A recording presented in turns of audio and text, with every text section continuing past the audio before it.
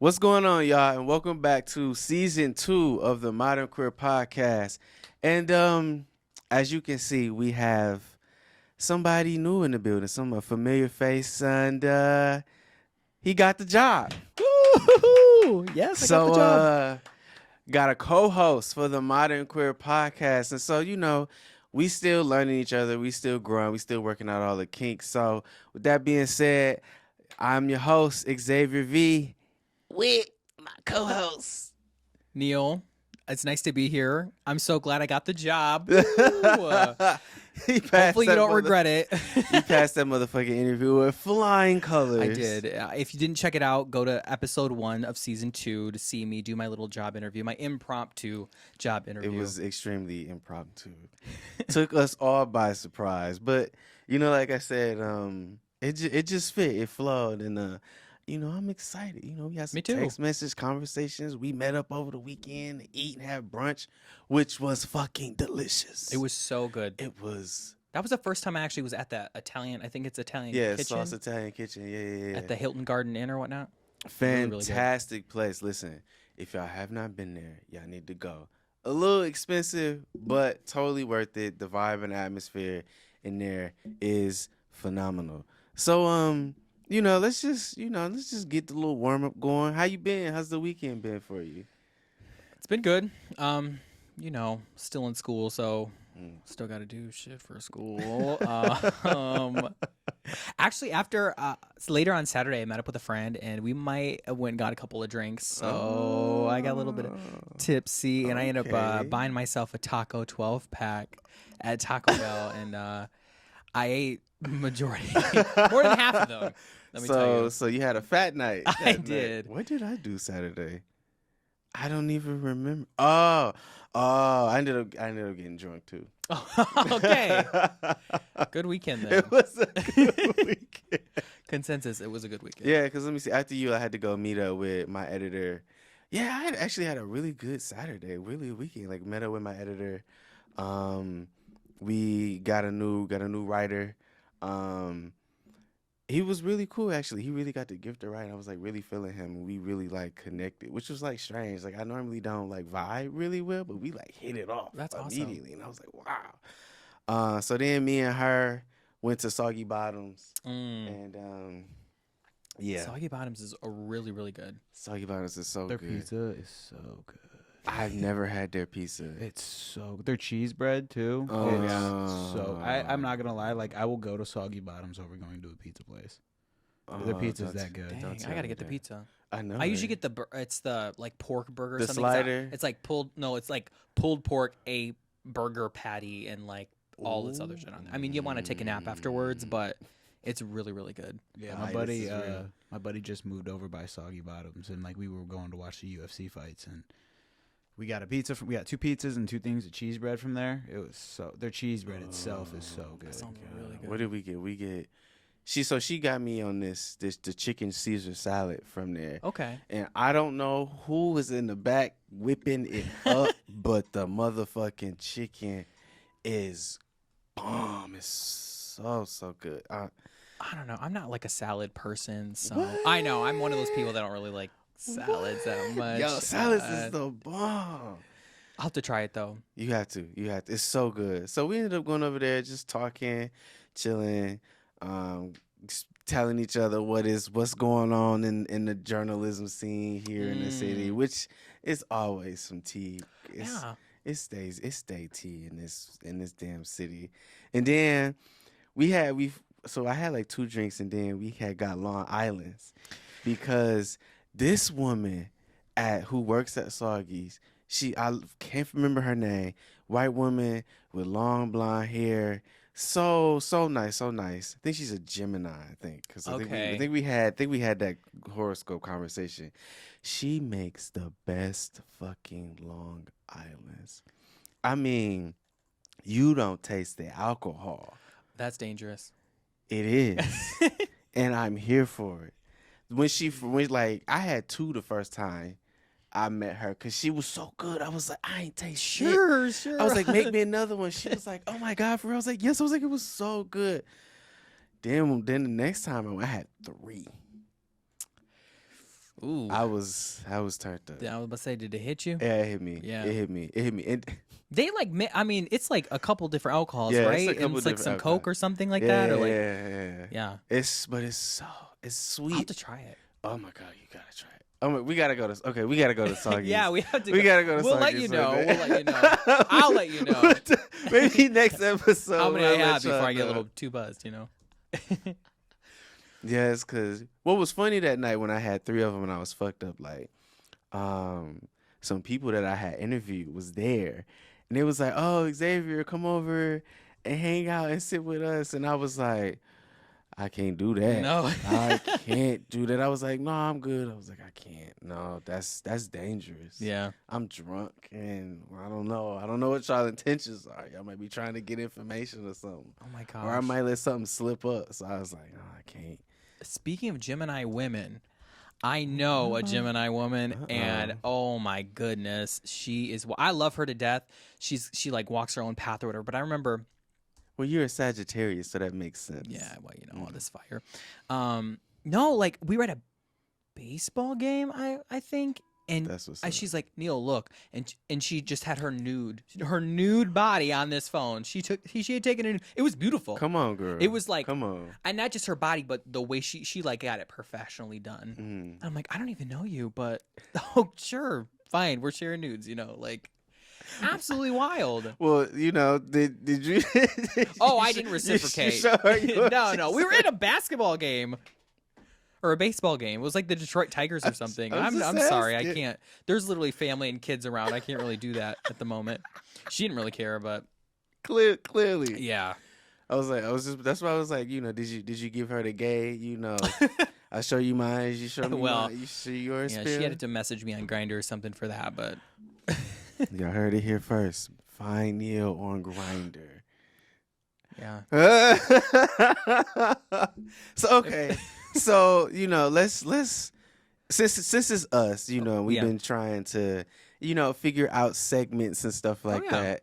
You know, I'm gonna give you the privilege and the honor of naming this first segment between us. Ooh. Yeah, what segment you wanna deep dive into?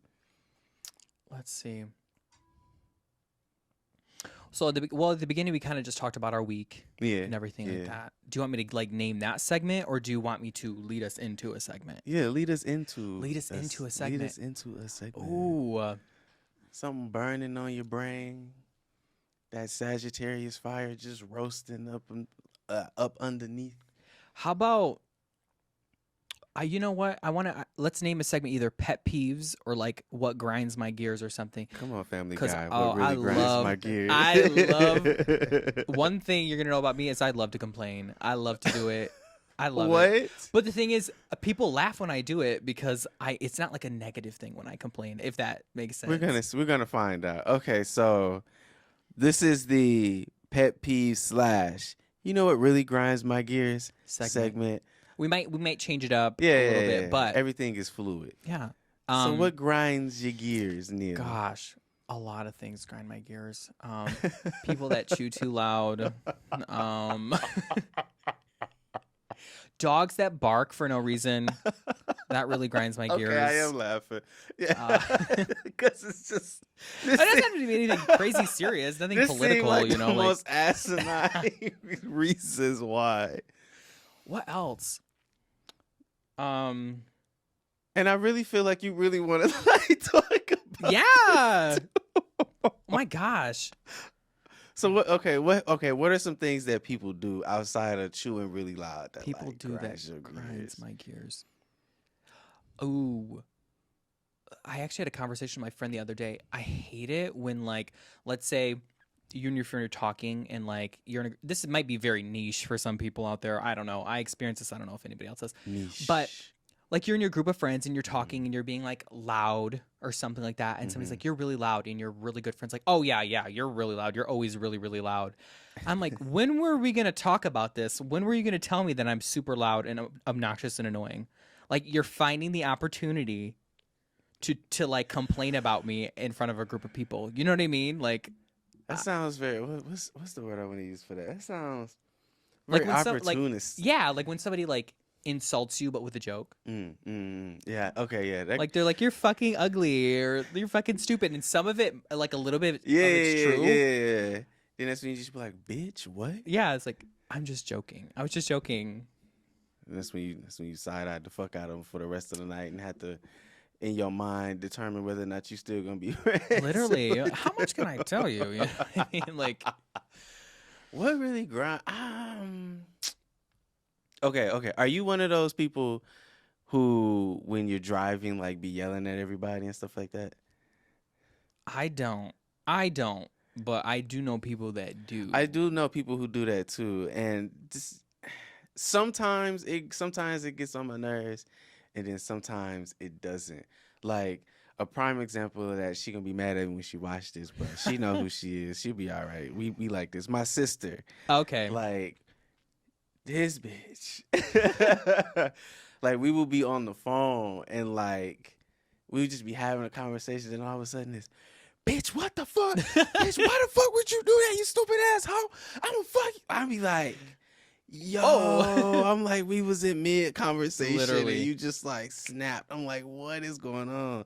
Sometimes it do be funny as hell, because I told her one time, she be calling like everybody, like, you with your raggedy ass car. I'm like, I know everybody car ain't raggedy. No. And we just started like dying laughing.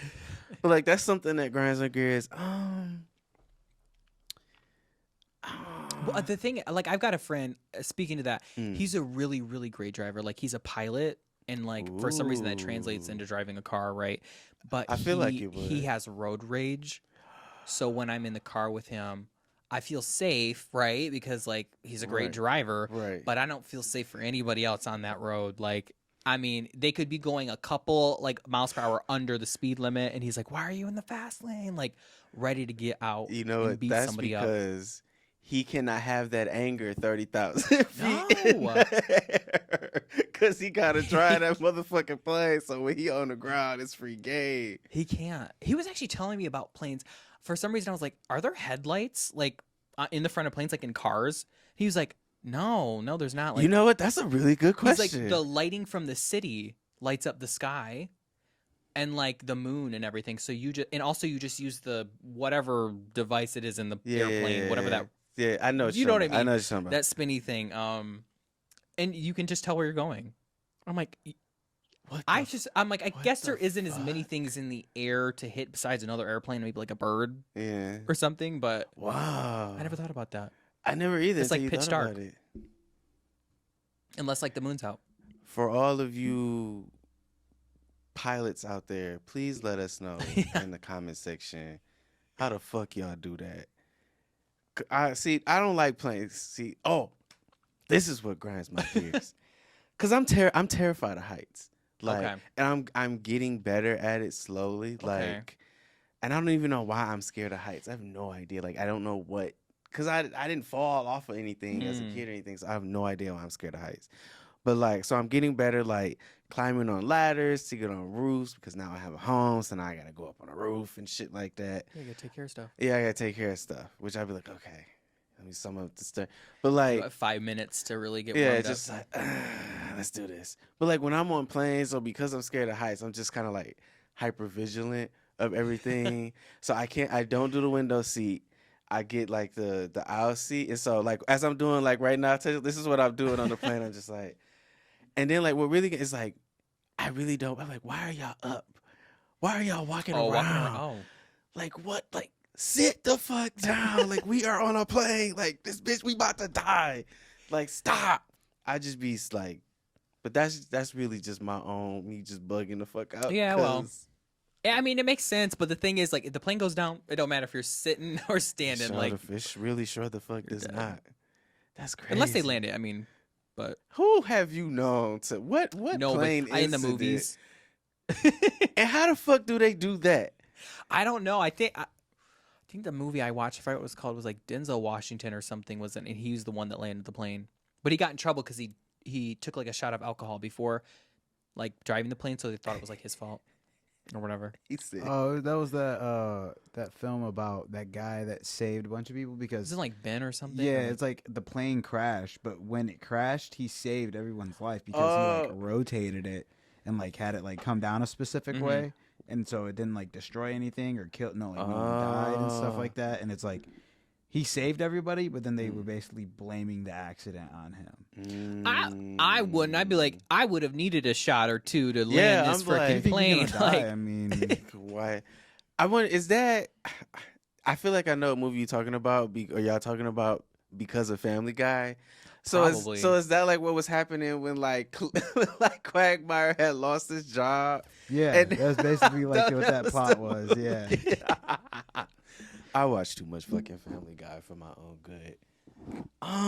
But honestly, like I really don't have like a lot of things that really grind my gears. Like I really don't. Like I'm trying to think. Like just lying, I guess. But like who doesn't like liars? you don't have anything that gets on your nerves. You don't have anything that. I mean, more power to you. And scrap this segment because it's just gonna no. It's cool. I'm really trying to think, but I think that's mainly because like I really don't. And I know this sounds weird because it looks like I do, but I really don't engage with a lot of people. And so like it's usually just me by myself, and so I'm like I don't know what grinds my gears about somebody unless like I start interacting and being around. I've interacted with a lot of people, so I've got a lot of things that like I guess like so like when I'm around people, like I really don't like to gossip. Like gossip. Me neither. I don't either. Okay, my Tony talks. I don't gossip anymore. But if I were to, this is exactly what I would say. Literally.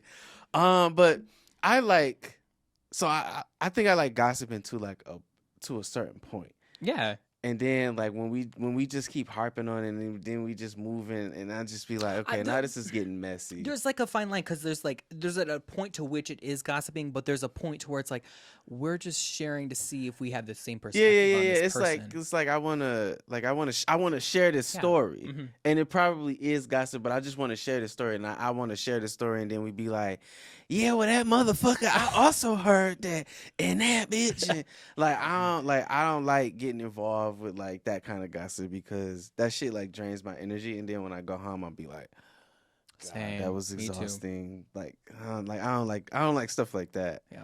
But other than that, like not too much. Okay. Like I just be like, if it bothers me, I'll say something. But no, it's just all right, do you? Okay, I'm over here though, but do you? Okay. So nothing really like grinds my gears. Now is being pissed the same thing as grinding gears?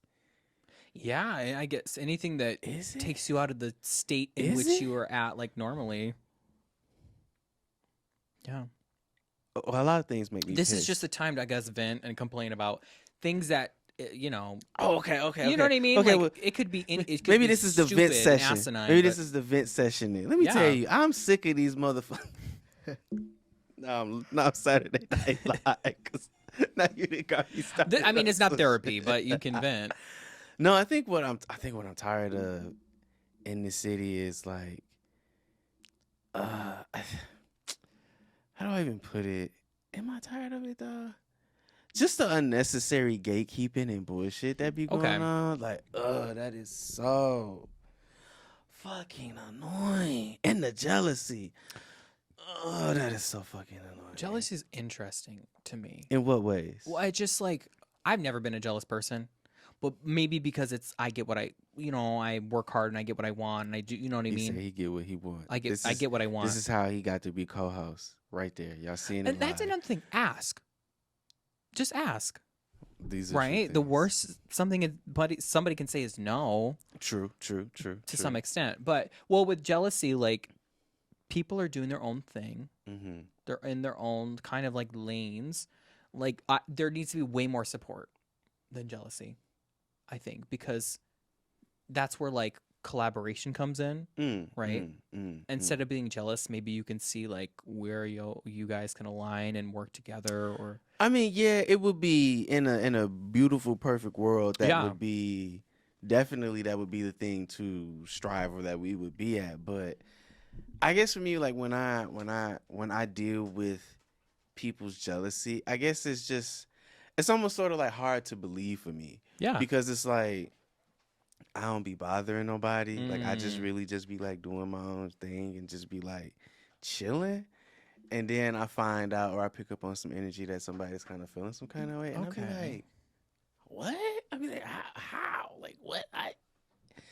But then my best friend, she'd be like, motherfucker, you the sun. Like, you just out here sunning. So just sun. People don't like the sun. And I was like, you're right.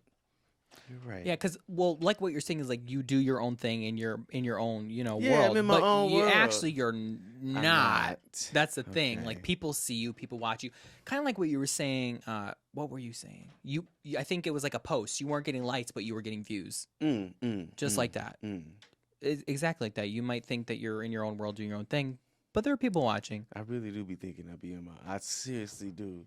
Because And I mean, but that's okay though, because that might keep you on track. Are you all right? Listen.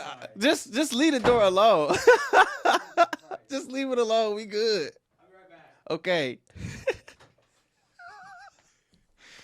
Technical. Getting some other sounds in here. Okay, I'm like, what is this noise I keep hearing?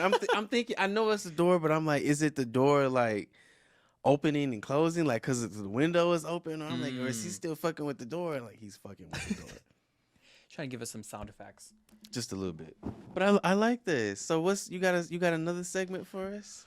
Oh, let's see. Because this is your show today. It's my show today? It sounds like your show today until I decide I want to intervene. Okay. Let's see. Another segment. Because what were we talking about earlier? What was we talking about out there? We were talking about coming out. fashion We were talking coming about out. men's fashion. We should talk about coming out. Let's do that. Let's make it queer. Let's make it gay. Let's Welcome. make it. We about to make this gay. Let's make it gay. Let's make it gay. That's hot. Oh, we should Let's make it We should gay. totally have a gay section. I'm here for it. Woo! I'm here for it. We got a gay section. Okay, let's make it gay. What are we gonna make gay though? Everything. Yeah, I mean, makes sense. Literally everything. Okay, so like, what do you consider to be gay? Let's start there. Or how do you define in everything gay? until proven otherwise? Everything. Y'all heard it here first. All y'all Everything. gay until proven otherwise. Everything. And I mean, we can take it to like the male gaze. Not I gay. get you. G-A-Y-S. I got you. I got G-A-Z-E. G. Yeah. That's actually a movie called The Male Gaze. Really? Yeah. Oh, I'll have to watch that. But like, we see the world through the male gaze and film and everything. Even men, they do the things for other men. They do. It might be almost subconscious, but like even working out, not for their girlfriends, sometimes not even for themselves. It's so their bros or their other friends could be like, yeah, oh yeah, you look really good, dude. Yeah, you know. Let me just because y'all do that. That is a thing, right? Like I think about just the bodybuilders and stuff like that who just be in the gym. Like you say, like, yeah, bro, look at these gains, like we didn't Like that. It's that male validation sort of thing. Be touching on each other Yeah. and shit like that. And I'd be like, okay, maybe It's a this is little what I fruity. maybe this is what I should have put in the grind my gears part, but I don't think about it because I'm not there no more. Like in high school, oh my god, I think you already know where I'm about to go with this. You talking about like gym, the In, locker like, room, high school boys gym locker room in the hallways, like man, dudes was nut checking, smacking each other on the ass, all kind of stuff, and I would be like, y'all niggas gay. I thought I was, but you like I couldn't. I've never done anything like that ever. Never. And I'm like, I'm gay, but you're literally putting your balls on each other's faces and stuff like that. That's a little fruity. Like it's very homoerotic. Like very much so. Oh gosh, the locker room was wild. And even for me, like I was like, I think it was before I was out. I'd be like playing basketball with them, and they would like the boys would like run up and like smack my ass and do all that kind of stuff, or like touch my ass when I'm doing pull-ups, and I'm like, you guys are weird. This is weird. Y'all are gay. Like this is weird. You know what I mean? Y'all are gay. I'm like, I don't know. It was before I was out, but I'm still like, this is fruity. Like, you guys should. But the thing is, they're secretly doing stuff. That's the thing. Is that what we're Yeah. calling it? Like, okay, so I do know, based on other queer people who I went to high school with, and after high school, you know, we would talking and be swapping stories and be like, what? Like, what? Like, I do remember one instance where I think I was like in 7th or 8th grade or something like that. This very masculine, very, very, very masculine guy, like me and my homie was walking from like the office back to class, and he randomly popped out of the bathroom and was like, come here. I was like, me? He was like, yeah. And so he like disappeared in the bathroom, but like me and my friend looked at each other, we just sort of like ran. But like now when I'm older, like my gay mind is like, damn, you probably missed out on a whole opportunity. You idiot. How could you? Dang it. Like, I be like, God, you fucked it up. We're on the gay hour. I think I can tell by the energy. When You I can- walk yeah, in you the can- room. oh. He said it was gay energy. Giving the gay energy? Oh, gosh. Gay energy when Is you that what I want. said? Is that what I said? Yeah. Oh, is that not what No. you said? Oh, you said you felt the energy when you walked in the room. I said you guys gave me that energy when I walked Oh, in the I room. know. Well, it's gay I energy. thought he said we was giving gay No, energy. I love that though. Don't catch it. We can contaminate. It's contagious. What? Just I'm stop. totally joking. Stop. I'm joking, obviously. Stop. But is it? Yeah, well, Listen. Okay. we'll find out on the next episode. No. But I mean, I think I was talking to like Farillo, like me and Farillo was having this conversation just about the things that go on in like the hood between like straight people and queer. Well, straight people. Thank you for the question. I seen then the Yeah. eyes was like, thank you for that. Yeah, straight Like people. curious people. Is that what we calling it? That's what I we don't gonna know. label The it. thing is, I go back and forth because sexuality is a thing, and it doesn't have to be concrete. It sure is. But Y'all gay. yeah, well, yeah, and like people, I don't know. There's different standards for different people. True. I think True. you know what I mean. But also, I do feel bad. I do feel bad for men that like can't admit that they've had sexual experiences with the same sex or anything like that because they get kind of shamed for it. Especially in like, let's say they do mess around in high school or something, and then let's say they have a girlfriend or they get married. They're probably not telling their girlfriend that they messed around with their friend, you know, their best friend, of 20 years or whatever it may be. God. But you know what's so funny? I kind of like. I like movies kind of like that where they present that, and then like the best friend from like 20 years ago who they had that experience just comes back and it's just like Unlocks something. It unlocks something.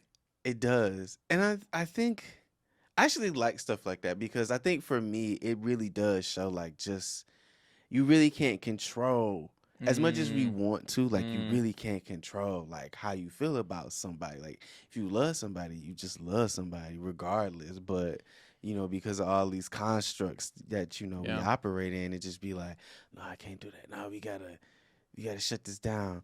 But yeah, so yeah, that happened. I wish I would have walked up in that bathroom at that moment. So what was your experience in high school, like looking at some of that stuff? Like what was your thoughts looking and watching some of that stuff? I mean, so I didn't really have a lot of male friends like growing up. I just didn't. They were all my girlfriends, had all my girlfriends. Even before I was out, I just talked to a lot of, they were just like, I could just talk to them more.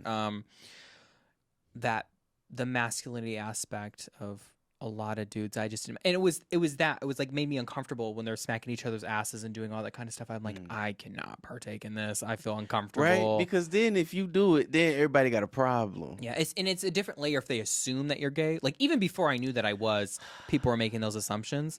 So they're assuming that you are, so you can't even partake in a lot of the things. But that's psychotic, right? It like is. Even the assumption that you might be means that you cannot participate. Literally. I remember somebody asked me if I was straight before, and I think I said this in the magazine. So yes, make sure you purchase the yes. magazine at modernqueer.com or something We'll like get that. to that. Yeah, I remember you saying that somebody asked you, was you straight before you was gay? And like, this was before I knew what it meant. And I just thought it meant like my body, like, was it straight? Like the silhouette. And I was like, obviously not. Like, I've got all these curves. So I was like, no. Okay. So I'm, from a very early age, I guess I knew, but I didn't, it's like subconscious, but I don't know. High school was a weird thing. Like I said, like previously while I was talking, like when I came out, I had so much power. I think after I came out, like nobody could tell me, are you gay? Or, well, yeah, you know what I mean? Like I had that power now. And I think I sprouted into something, like I was doing after school activities. I was more involved. I was doing way more because a part of myself I had accepted. I should have went to a different school. I should have went to I mean, I was outed like to people. I was before I came out like publicly to my school. I was outed. I don't know how many people knew, but like I felt like when I came out, they like placed bets. And they were passing money. Oh, I remember you saying that. I remember you saying yeah. that. So let's ask the straight man in the room this question. So maybe he can. He's not represented. He's not representative of the heterosexual male population. Let's just put that out there. So we were talking about, just in high school and just bro culture in general. Like in high school, in the locker room, niggas is smacking each other's ass and nut checking. And doing all of this bean dip. So I'm gonna tell you right now, I'm the wrong one to ask. Only because Mott didn't have a gym locker room. We didn't have a gym class. We had a volleyball class. We would go and play volleyball for like an hour, and then that was it. And then other than that, Mott is like a very small school of like 70 students. Not even kidding. Okay. Yeah. So. Damn. I didn't get like a regular high school experience. I was like a college student in high school. See, that's kind of okay. That's kind of maybe that's what we needed. Was maybe that's exactly. The thing is I also missed out on a high school experience too. Oh yeah. So I didn't get to graduate with my friends the same year. I didn't get to I didn't have a real prom. I didn't have like school dances for real. We didn't have any extracurricular. No team sports, no sports at all. We didn't have we had like steel drums for band, and that was it. And then we had choir. That's interesting. It seems like those things are sacrificed in order to get the higher education. It's because we don't have funding. Like Mott, I guess I shouldn't say we, but Mott Middle High School. Yeah. They don't have funding as a regular high school. It's basically the college opening up a high school program. Okay. So we're high schoolers that are just taking college classes on a college campus. Or we're taking high school classes on a college campus. Okay. That makes sense. Mm-hmm. So that whole Mott Memorial building, that's it's hard to really explain, but it's like the second floor on this building called the Mott Memorial. It's all high school. Yeah. Oh, wow. All that's there. And like I said, it's only a class of like 70-something kids in like the graduating class and stuff. It's crazy small. And here we are complaining. He's saying it. Nowadays though, like a lot of people are promoting like those middle college programs, doing it through Ma. I know there's a lot of high schoolers that are going to U of M Flint right now, or Genesee Early College. Yeah, Genesee Early College, and they're doing it. But there's this like give and take because some of them can't participate in stuff at the university level because they're high schoolers. Yeah. But then they're at the university or like mine. And they don't have high school stuff. Yeah, and they can't go back to the high school and do things. So it's this weird limbo, I think. Yeah, because you're treating them like college students while they're there. All throughout high school, I had no chance of like playing sports unless I went to a different school or I played for a church league or something. Wow. And so it's like, and plus with Flint, you're also very limited with just like schools around here in general. You know what I mean? Especially now. There's one high school in Flint that's like actually in Flint, you know? So like, is that just Southwestern? I believe so, yeah. Or that's a private school, isn't it? Powers Catholic. Yeah, that's a private school. Yeah. There's only one public school in Flint now. Wow. Public high school. I believe so. I may be talking out of my neck, but I'm trying to think because I'm like, I couldn't tell you. I don't know. Because Northern's closed, Central's closed, Northwestern's closed. Yep. Hamity, but that's not in Flint. That's Hamity? I think Hamity is in Flint. I don't think it's considered Flint. But is it just Southwestern? I believe so. Yeah, I believe that's the last school that's left. There is a big conversation around like what private schools, charter schools, early programs are doing to the public sphere and public schools. Yeah, that's because been a there's similar conversation. stuff here in Detroit as well. Mm. Like a lot of the public schools are going away, and more people are doing like private and charter and getting more specialized sort of stuff. So, and there's still need for public education. Well, That's Right. the thing. I just want to put this out there as someone that went to middle college, whatever you want to call it, integrated high school, college classes, whatever. Only do it if you know what you're going for when it comes to your associates, and if you don't know what you're going for, at least try to get your general, because you don't want to spend the 5 years like I did in high school and then not graduate with anything, because then it's just a waste. No. Yeah. You don't get the high school experience. You get treated like a college student. You have to do the work of a college student, Right. and then you don't get a degree.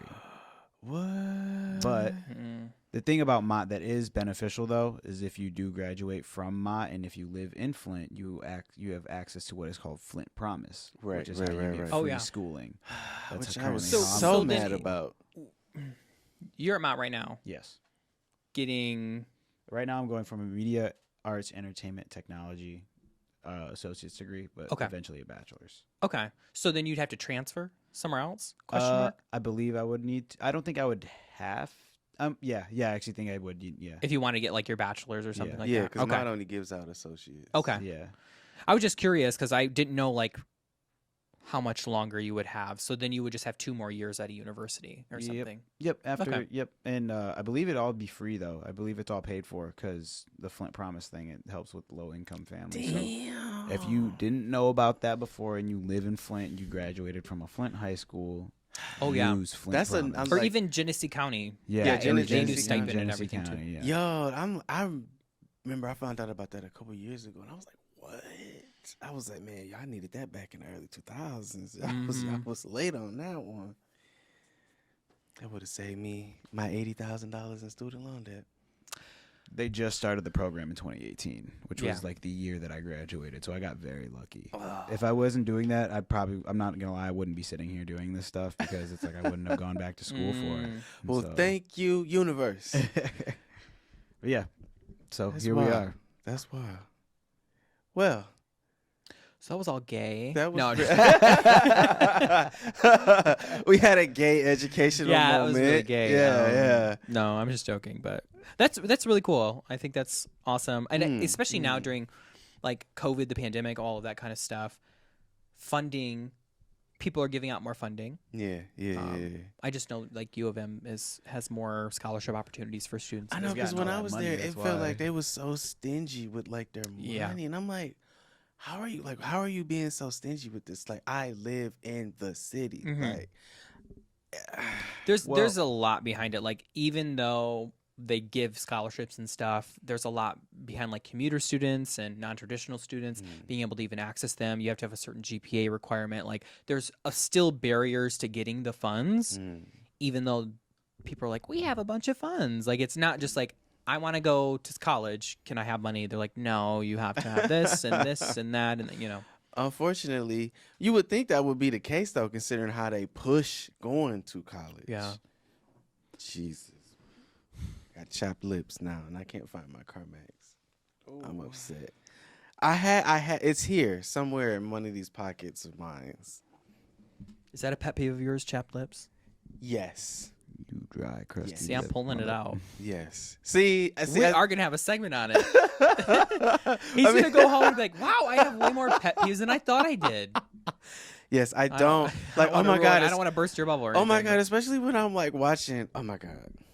Okay, so I watch a lot of BLs, which are boys love dramas. Okay, yeah. I watch a lot of Asian boys love dramas. Yeah. And that is a pet peeve of mine when like the camera zooms in on them and their lips is just chapped, and I be like, yo, all this budget y'all got for all of this shit, the hair, the makeup, the skincare, the clothing designs, the set, and you can't Just a get little these bit of motherfuckers Moisture. some moisture on their lips, A little like bit y'all of just Vaseline, little something, right? A little bit of something. little lotion, little something, something, nothing. Y'all just got these crusty ass lip people on camera. This is why we need the segment because we need to talk about boy love dramas and I love. Okay, that is like that's what do Do they you watch call it? like Ghibli films? Yes. Ghibli films are really good. Oh my god, the art style is incredible. Like it's which is so weird because like Pokemon movies art styles are incredible too, and I'm like, how? Like, why do these things look so good? I know. They look better than like actual movies. I'd be like, wow. Growing up, I got so many questions now. Growing up, did you do like Yu-Gi-Oh or like Bakugan or like Pokemon? Like, what was your? These now? these. I was about to say now, these. I had Yu-Gi-Oh. Now we're in the geek section. I Now. looked at the stacks of like Yu-Gi-Oh cards. So I love Pokemon, but I've never really played like the Pokemon games. Okay. And I really didn't even really watch the show like that. But I had like the cards, like when like it was huge when it first came out. So I had the Pokemon cards, but I actually loved Digimon. Way more than Pokemon. I love Digimon. That was my shit. And then I love Yu-Gi-Oh. I love Yu-Gi-Oh. Like the first season, like Yu-Gi-Moto with the Millennium Puzzles and all that kind of stuff. It's time to that whole thing. Iconic. Yeah. Iconic. Not all this extra shit that they got going on.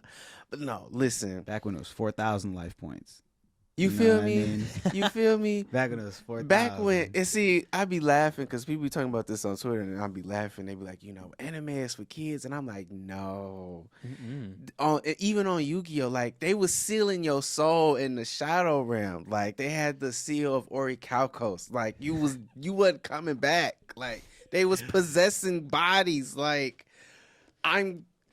as a kid, like I'm a kid, like what? This is incredible, like, but this is some dark shit, like, yes, but I did. So I liked Beyblade. I didn't like Bakugan, which is so interesting because they kind of like almost kind of like the same thing, in a sense. But I don't know, like I fucked with Beyblade, and then, but even before all of that, like. I was a Sailor Moon guy. Like Sailor Moon used to come on TV, and it would just be a rap like that. I feel like more people are like watching that now, unless there's like a newer. You know what? No. Let's also talk about that.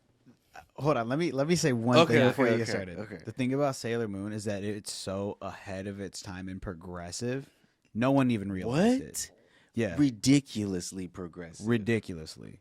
It's the first time you get 3 female main characters. Oh yeah, each of them are badass as the last. What? I feel like typically in anime, it's like they're like, like very helpless, and the strong men need to come and help, or the strong. I mean, they did have Tuxedo Mask. Yeah, but Tuxedo Mask really didn't do shit. He just came so we could fangirl. But go ahead, Xzavier. What was I about to say? You know how many? See, here I was as a teenager thinking, I was super gay for watching Sailor Moon, and come to find, and Sailor Moon and Totally Spies and all of that kind of stuff, and come to find out there was so many straight dudes watching Sailor Moon and that shit too. Yeah, and I'm like. You mean we could have been friends all this time just based on that, but because... Look, there's a whole conversation around it. Like, it's this thing where gay and queer people get beat up and called names for doing these things, and then typically straight people will repurpose it, and, like, now it's cool and popular and hip, like anime or whatever it may be. Or, like, even the stereotype of, like, nerds. Nerds are watching anime, and they're, like, weird little goobers that are, like, in their room watching anime. Now it's, like, a more popular thing. I think me and you, me and Miguel first met each other, we was having that conversation. My idea for a podcast was going to be, I was going to host a spot for, like, a nerd sanctuary. For people that like anime, gaming, and comic books and stuff like that, movies, but you're not necessarily a nerd. You know what I mean? Like you're socially accepted. Yeah. You know what I mean? I feel like a lot of people are scared to not anymore, but just like back when, like even when I'm growing up, like if you said you watched like superhero stuff, you better be talking about Superman or Batman, or else no one's gonna know who you're talking about.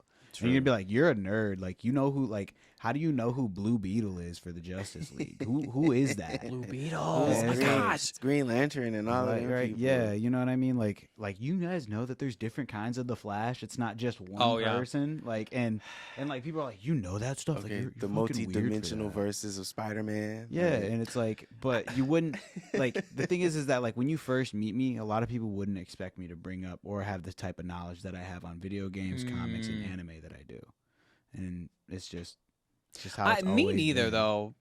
I mean, don't get me wrong. I don't have that much, so don't ask me questions. Don't quiz me. But like seriously, that's crazy though. That's absolutely wild. I think that's a good idea. I like that idea. I still would probably. I told him that he he should do that. I probably still will end up doing it. That's a really good idea.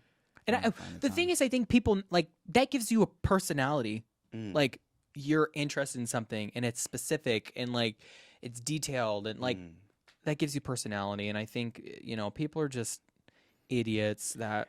I think another thing that it gives you is that it gives you depth.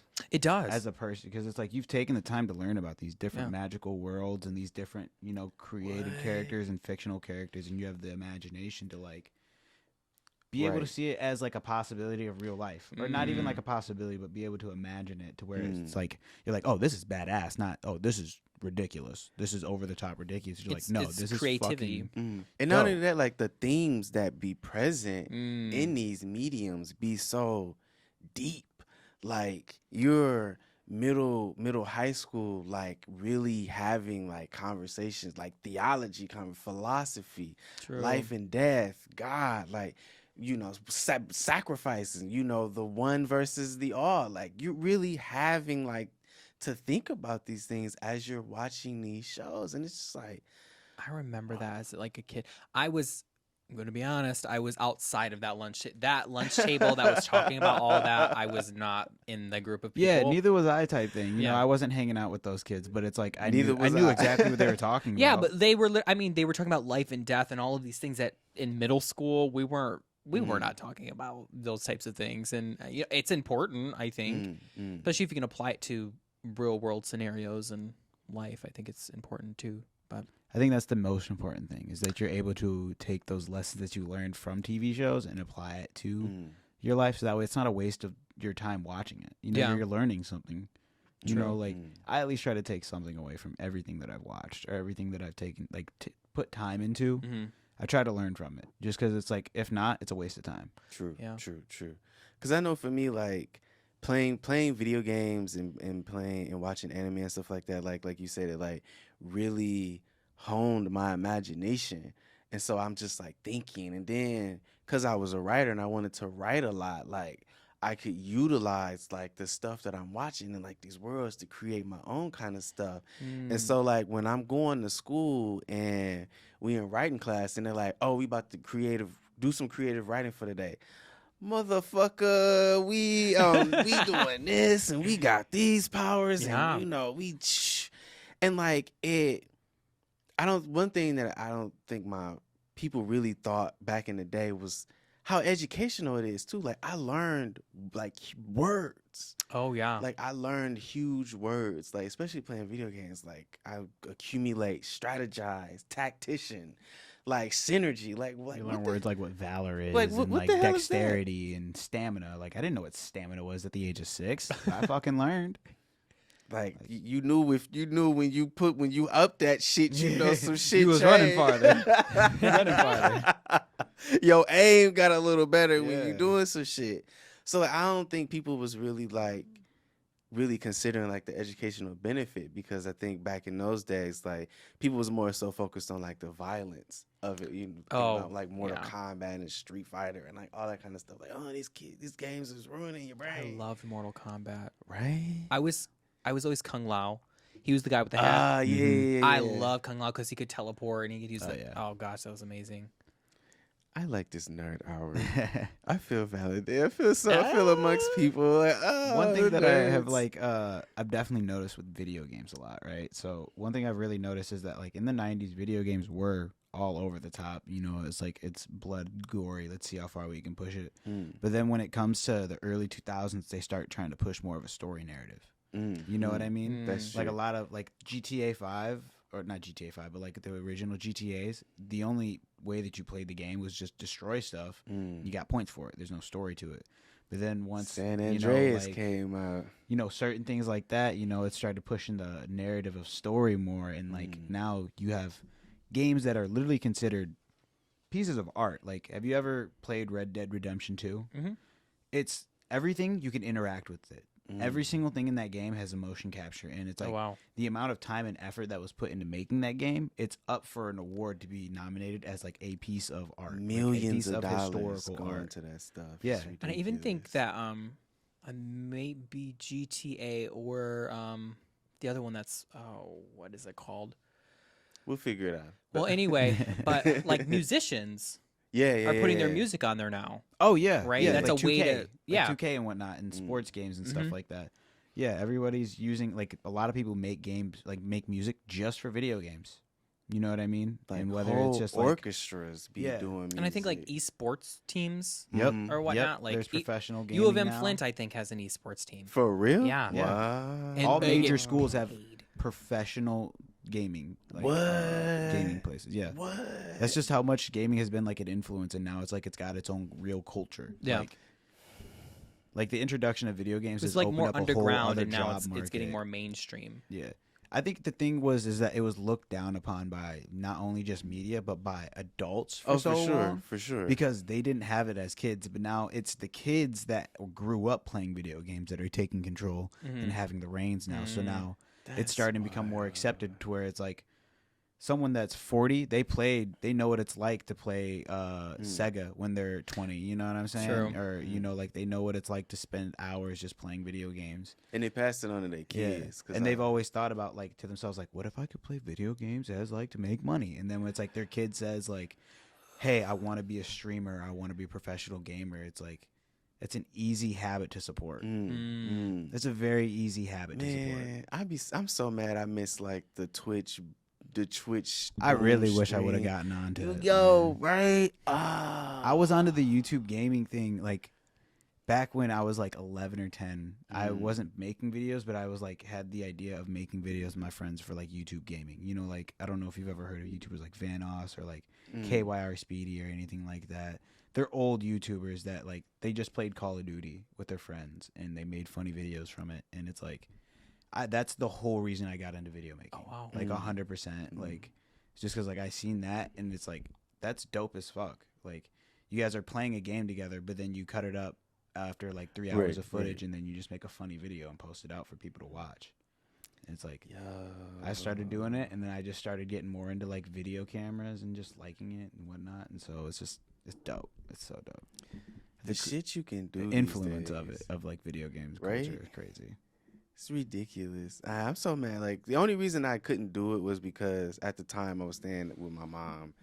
And you know how when you watching people on Twitch, like they interacted with chat. They loud, they excited. My mom was not having that. She was like, no, it's quiet. You cannot be down there yelling. Yeah, you gotta have your own space. Yeah, and screaming and shouting, and you watching the premiere, so I'm like, oh my god, yeah, it's not happening. You know what? If we want to talk about gay stuff, we can talk about Xbox Live or Live, and when you're talking to your friends over the yes, ain't they so gay? My gosh. Oh my god! I recently was listening to my brother. I think he was playing Call of Duty or something like zombies, and his friends like, I'm gonna get in that ass. I'm gonna tear it. I'm like, oh, what? Like, you guys, you're shooting zombies. What does this have to do with shooting zombies?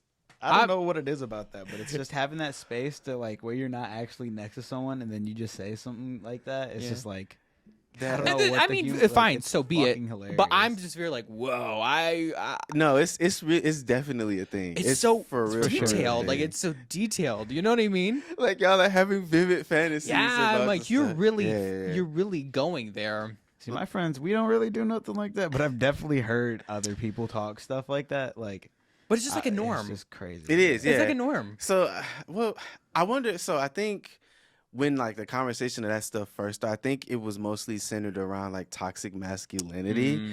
I think that's how people sort of started framing that. Yeah. And not even really trying to really understand that, maybe y'all got some, like you said earlier, some homoerotic tendencies or some things that y'all really want to play out, but y'all can't play out. So when we shooting these zombies, I'm like, yeah, nigga, how did that shoot when I just about to teabag you right quick, these balls in your face, nigga.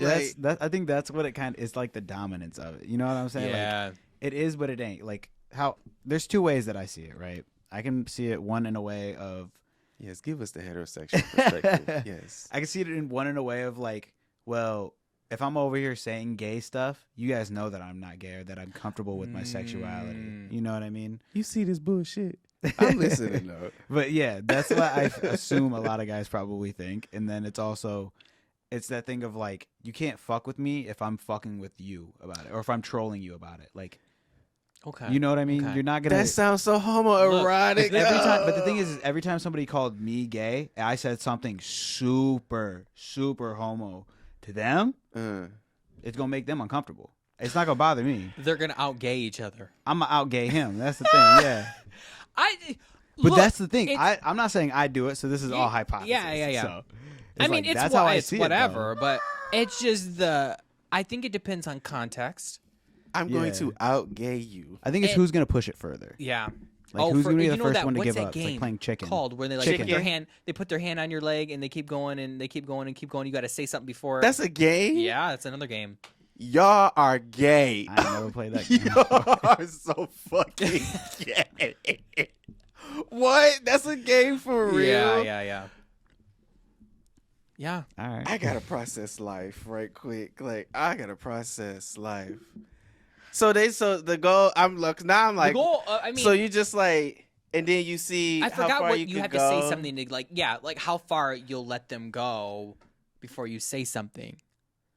And some people will let them go far. Yeah. I think that's just an excuse to touch people. That's all I say. Y'all gay. But You anyway, used to touch but a like, motherfucker. okay, but see, this is how I know I'm gay. Because in my mind, I'm like, why do I want to play that game? Yeah, it's so diving deep into the psyche of straight people and their so actually breeders, there, as you call them. there is this book that I really want to buy, that I'm gonna buy at one point. It talks about the sort of, it talks about it and through the eyes of whiteness, of how straight men do gay things to reassert their masculinity and reinsert their dominance. And I really want to read that book because it basically, I think it basically is like what exactly we talking about. Like it's a way for you to feel even more masculine. Like it just like enhances your masculinity or whatever. Honestly, for me, it's like, what's more masculine than doing stuff with another man? Well, what's more masculine than fucking another dude? that is Somebody prove me listen, wrong. 'Cause listen, that's peak fucking masculinity right there. There we go. I should put, one the of us Romans should put did that on it. Facebook. The ancient Greeks did it. Like, Really like- though, it's. I mean, in all honesty, Everybody there's a was history fucking, of it. Like, you're dominating the one thing that's at the top of the food chain. That's literally what it is. You know what I mean? And you're using it for pleasure. this is hot. This is kind of hot. Ooh, well, let's That's how I back to know- pet peeves that's now. how I Let's, know let's I'm wrap gay. this up real quick. Back to Get video Xzavier games. out of here. That's how I know I'm gay. I'm like, Get him out of here. yeah. Get him out of Okay. here. Handle Fun. himself. All right. But no, shit, I done forgot my thought. Damn, we got you flustered. I'm sorry. I see you're sweating a little bit. I am just a little bit. Y'all can tell I don't get out very often. I don't get to have these conversations with a lot of people, so I'm just like, yeah, I get to play. Well, here at the Modern Queer Podcast, we like to have these kind of conversations. We do. I know I do. But what was I gonna say? Something about peak masculinity and shit. Oh, I forgot it. And it was I don't know. Take it away, Neil. Take it away. I don't know. I'm flustered right now. No, it's good. No, I kind of want to go back to what was I saying? Straight or heterosexual people like popularizing things that like the queer community have done. Yeah. Like painting nails and doing all those things. It's becoming this more. It's seen as this more masculine thing, which is totally cool. I'm totally down. But who is in charge of it, and who's making it popular? I am seeing a lot of straight men paint their nails now. And then it's kind of like these struggles that queer people have gone through throughout history. Do you go through the same thing because you have paint on your nails and you're straight? Like, no. You know what I mean? Especially now that it's popular, or you're cool, or you're edgy. You know what I mean? Because I know if I would have done that back in the day, I would have got bullied more than I was already bullied. You know, the main. So I'm going to get one. I made it a point to do this in 2022, but I've never gotten a manicure and a pedicure. No. Never. And part of that at least back then, now I just ain't had the money to do it these days. And that's just not what I consider to be high on my self-care priority. But like, I would not go get a manicure because I thought it was gay and I didn't want to be seen as gay. So I never went to go get one. And then the girl was like, well, men get manicures all the time. Yeah. And I was like, where? Like, where, sis? I ain't never seen no nigga walking around here with no manicured nails before. So like, it is exactly what you said. Like, it's almost like you have to. It's part trauma, and then it's also like part you just have to accept that the culture is moving forward, and you kind of have to like resolve your trauma from the same shit you was doing back in the day is popular now. Like, cause I think about that. I think about, going back to like our nerd conversation, nerdisms or being, watching anime and stuff like that. Just stuff that I did that I was bullied for or talked about back in the day. Like now it's just like everybody's fucking doing this. So you just kind of, do you be bitter about it? Or do you be like, okay, cool, let me just let that shit go that was in the past and let me just do me? I think I see it a couple of ways. The first one being like, and I don't know if this really warrants a response on what you're saying. But so this isn't a one-time, they're repeat offenders. Like it's not a one-time thing. So like brushing it off, cool.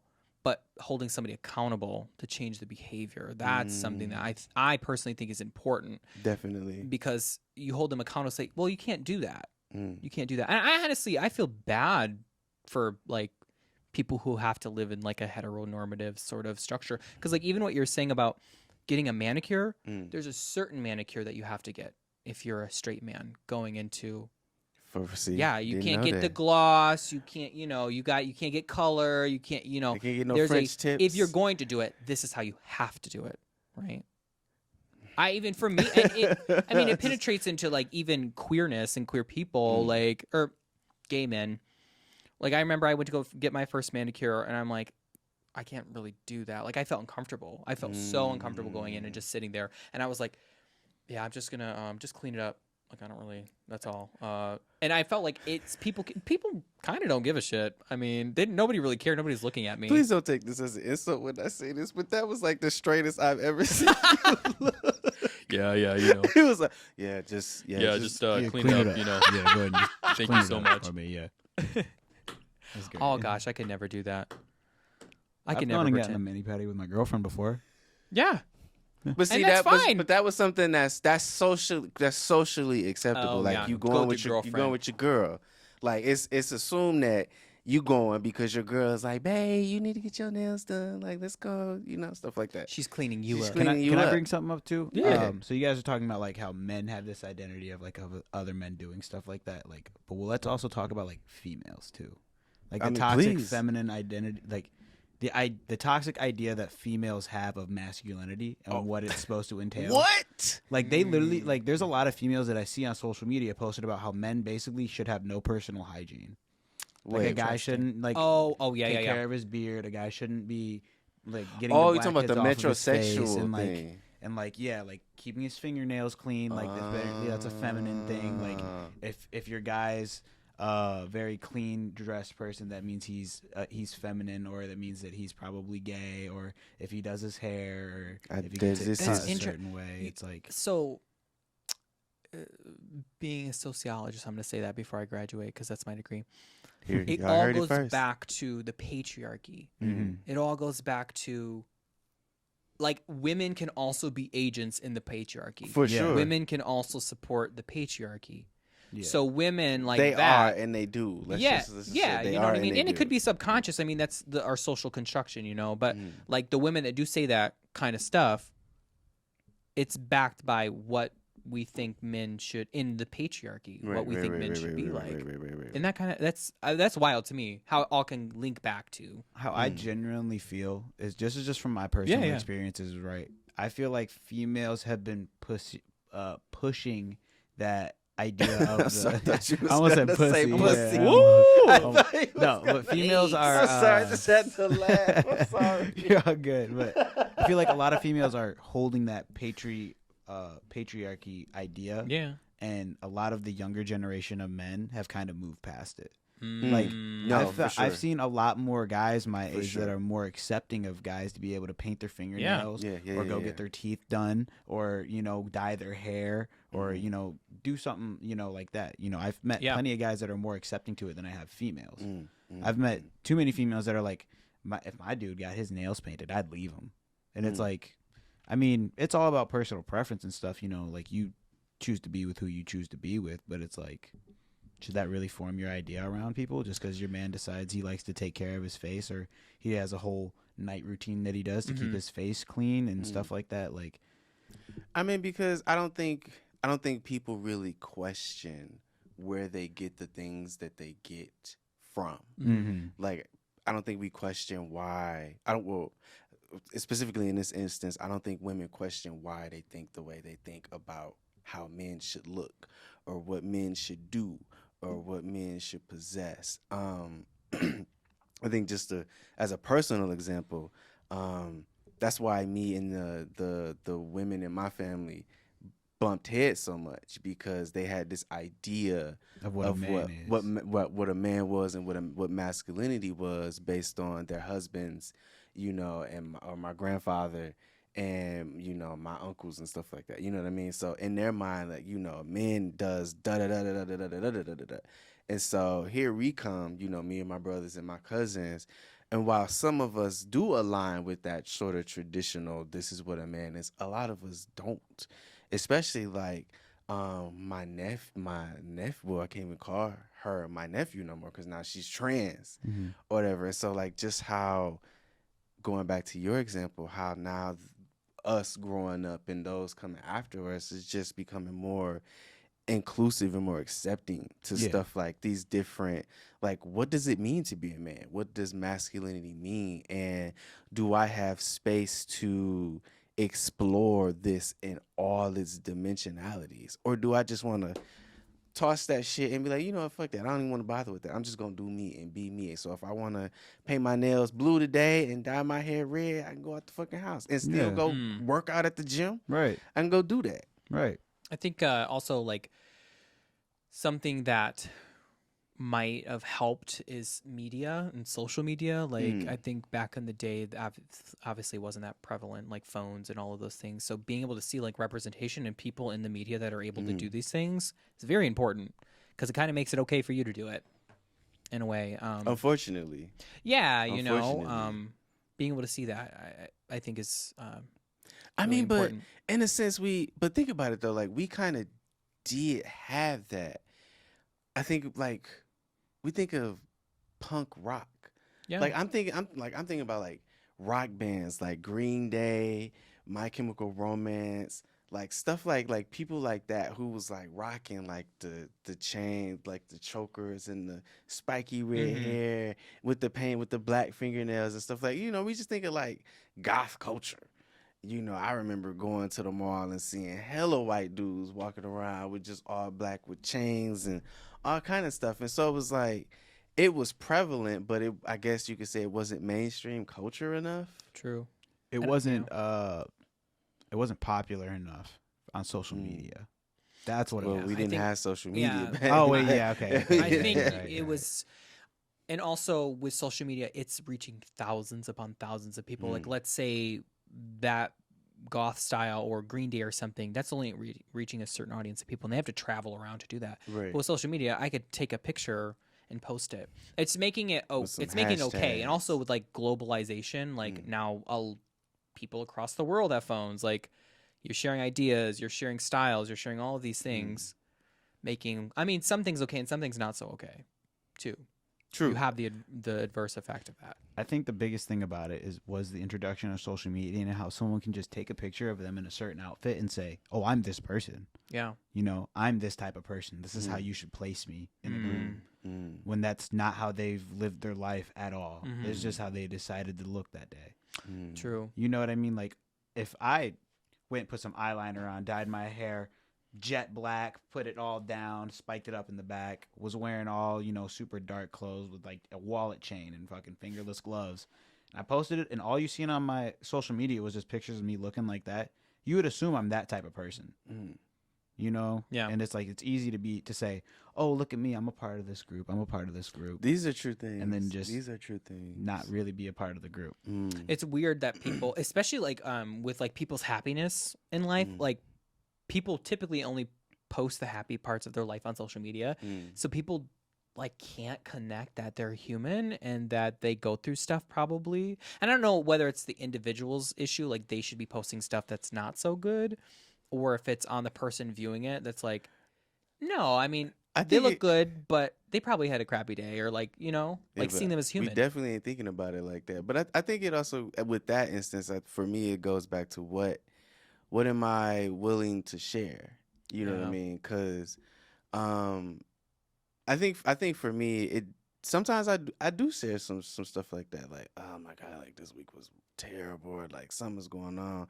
But I'm comfortable enough to do that, and I don't think a lot of people are comfortable enough to really reveal like the low points of their life or stuff like that. Because, you know, when you do that, it is this sort of back of the mind kind of thing, like, oh well, it's when you post this, like, is people gonna be like, oh, social media is not the place for you to air out your problems and, you know, therapy and stuff like that. You know what I mean? People get to do stuff with your vulnerability.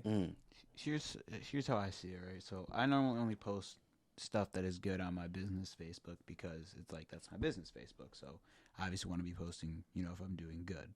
But another thing that I see it is that, like, I used to post, you know, sad stuff like that on Facebook on my other account, but it's just, I just felt like I was looking for sympathy.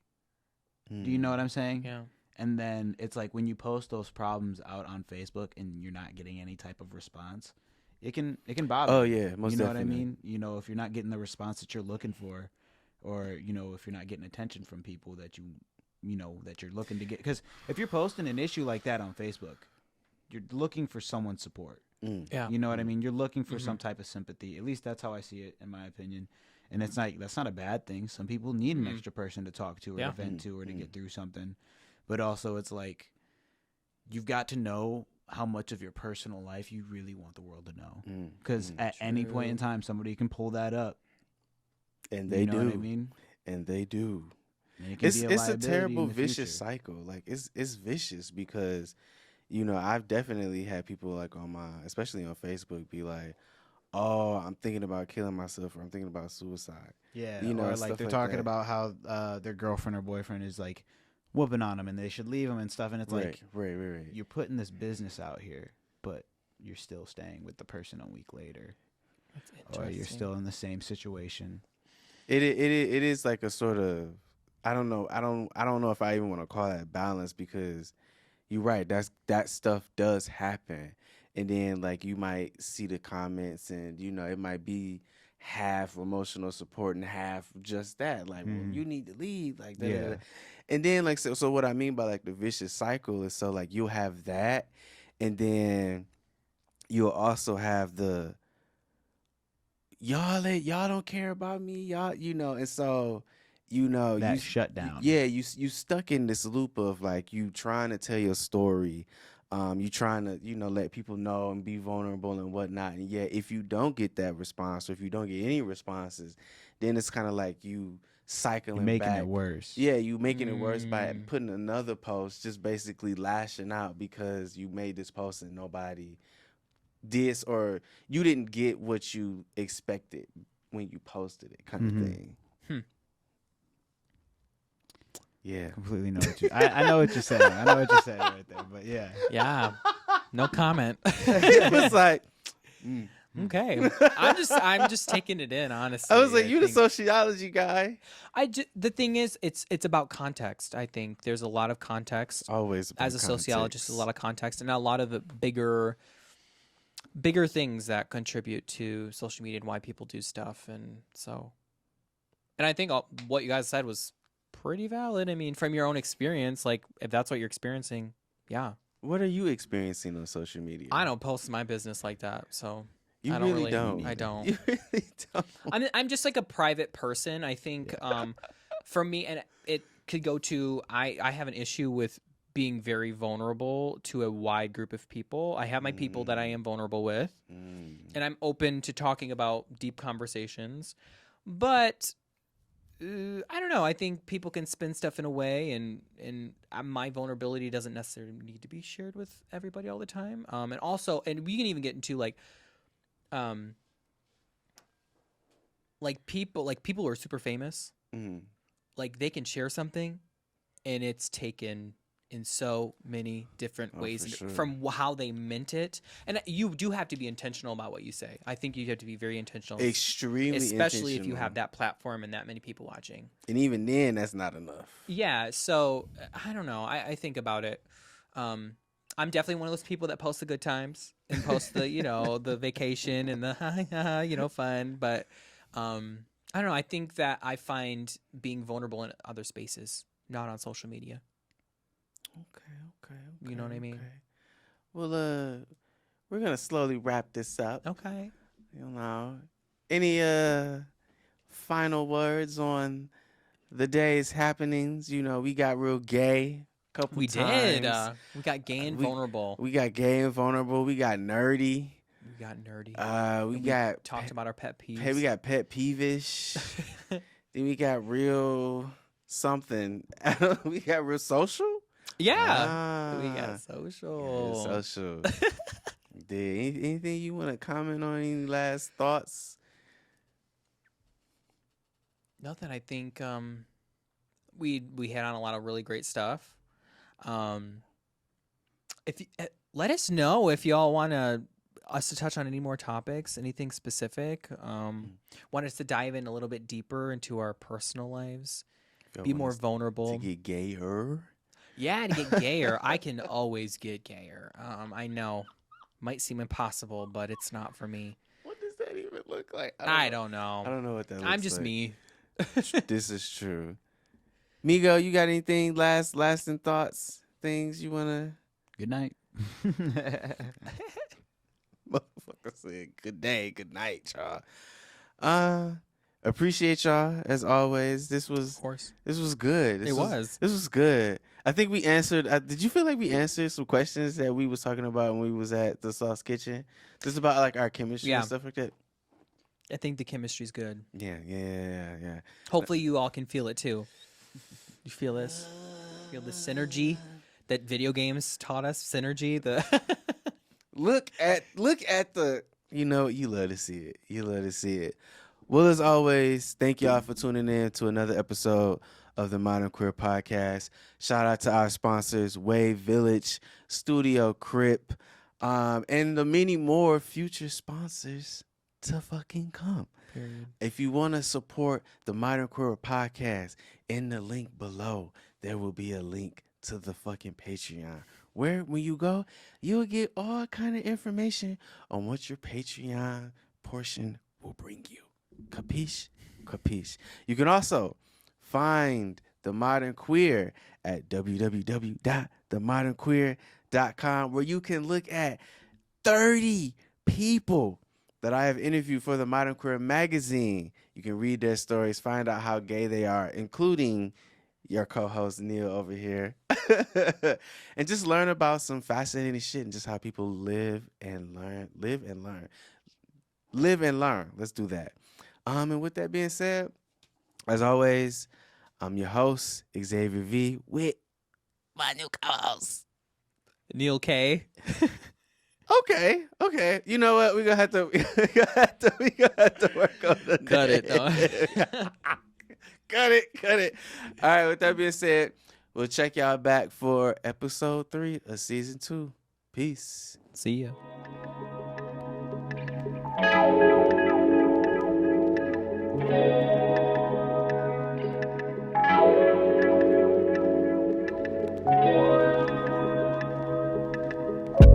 I ain't asking questions no more. I just exit stage, left and hit the door. I just let things be, cause I ain't begging on my knees. I ain't got the patience for it. Your drama and your bullshit, I intend to ignore.